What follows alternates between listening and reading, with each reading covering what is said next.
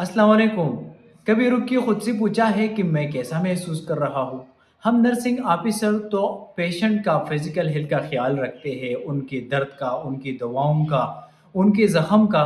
लेकिन अक्सर हम ये भूल जाते हैं कि हमारा अपना मेंटल हेल्थ उनका क्या हाल है। अक्सर हम भूल जाते हैं कि हीलिंग सिर्फ मरीज के लिए नहीं, बल्कि ये हीलिंग हमारे अपने सेहत के लिए भी ज़रूरी है। रोज़ाना हम इमोशनल एग्जाशन, स्ट्रेस और कभी कभी बर्नआउट सिंड्रोम से गुजर रहे होते हैं, लेकिन फिर भी मुस्कुराते हैं क्योंकि हमें सिखाया गया है कि नर्सिंग ऑफिसर हमेशा मजबूत रहता है।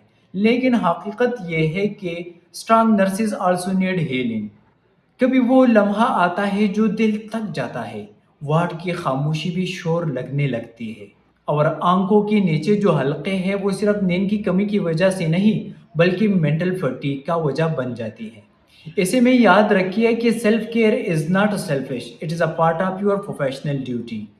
अपने लिए वक्त निकालिए, चाय का एक कप ले, दोस्तों के साथ वक्त गुजारिए, कभी एक वॉक करें। ये सारी आपके लिए एक थेरेपी है, क्योंकि नर्सिंग ऑफिसर अगर माइंड एंड सोल हेल्दी ना हो तो वो पेशेंट को हीलिंग एनर्जी कैसे देगा। आप एक केयर गिवर है, लेकिन आप भी एक इंसान हैं। अपने आप को भी वही कंपेशन दीजिए जो आप दूसरों को देते हो।